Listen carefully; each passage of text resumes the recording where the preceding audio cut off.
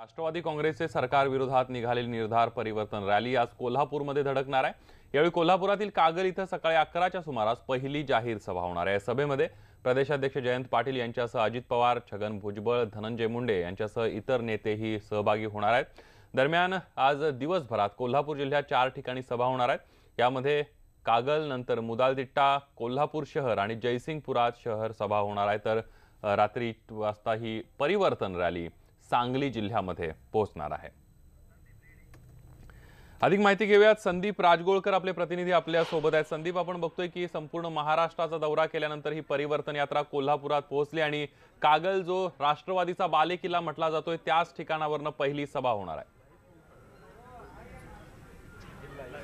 नक्कीच संदीप, कागल हे राजकारणाचं विद्यापीठ म्हणून पश्चिम महाराष्ट्रामध्ये ओळखलं जातं आणि याच कागलमध्ये अवघ्या काही वेळात म्हणजे पुढच्या 1 तासाभरात राष्ट्रवादीची सभा सुरू होईल। निर्धार परिवर्तन यात्रा या ठिकाणी पोहोचलेली आहे। आपण मागे बघतोय या ठिकाणी हे व्यासपीठ तयार करण्यात आलं आणि थोड्याच वेळात या व्यासपीठावर धनंजय मुंडे, जयंत पाटील, अजित पवार असतील, छगन भुजबळ असतील, हे सगळे नेते दाखल होणार आहेत आणि ही पहिली सभा कागलमध्ये होणार आहे। त्यानंतरच्या बाकीच्या ज्या सभा आहेत त्यामध्ये मुदालतिट्टा असेल, कोल्हापूर शहर असेल आणि जयसिंगपूर या ठिकाणी या सगळ्या सभा होणार आहेत। माझ्यासोबत नवेद मुश्रीफ आहेत, हसन मुश्रीफ यांचे सुपुत्र।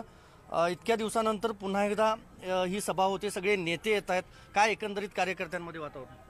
परिवर्तन झालं पाहिजे, हे सरकार गेलं पाहिजे हीच कार्यकर्त्यांची इच्छा आहे।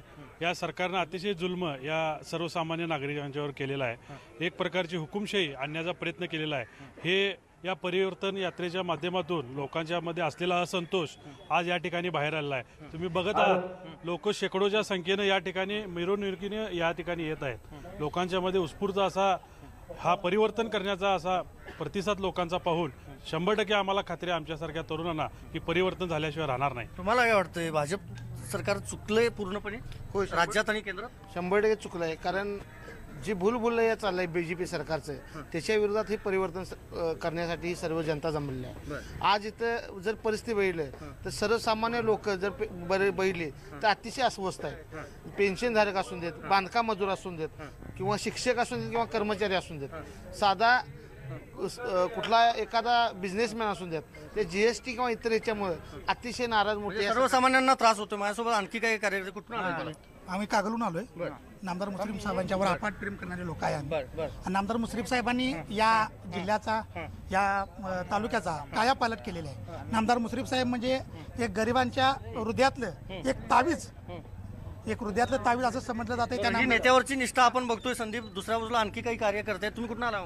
मी नाणेबाई चिखलून आलो। बरं, काय भाजपचं वाटतं तुम्हाला? काय निवडणुका जवळ आल्या आहेत? भाजप आम्हाला सरकार नको आहे। बरं, काय आम्हाला राष्ट्रवादी काँग्रेस हे सरकार आलं पाहिजे आमचं। बरं, तुम्हाला काय वाटतं, काय त्रास होतो नेमकं? हे भाजप सरकार ताबडतोब गेलं पाहिजे। लोकांचं रॉकेल धान्य ते मिळत्याला धान्य बंद झालंय, पेन्शिल्या सुद्धा बंद झाल्यात। त्याच्यानं ताबडतोब लवकर सरकार जावं आणि राष्ट्रवादीचा काँग्रेस सत्ता यावं आणि मुश्रीफ साहेब मुख्यमंत्री व्हावं हीच माझी इच्छा आहे। काय काय भाषणात काय काय अपेक्षित आहे? अपेक्षित आहे लोकांचे गोरगरिबांची सेवा करणे, लोकांचं पेन्शिल्या ते सुरू करणं हे आमचं हेतू आहे। सुविधा द्यायला पाहिजे। आता थोड्याच वेळात या कागलच्या व्यासपीठावरून संदीप, अजित पवार, छगन भुजबळ, जयंत पाटील आणि धनंजय मुंडे या सगळ्या नेत्यांच्या तोफा धडाडणार आहेत आणि त्यामध्ये कुणाकुणाला नेमकं लक्ष केलं जातं, कुणाकुणावर टीका केली जाते आपल्याला थोड्या वेळात समजेल।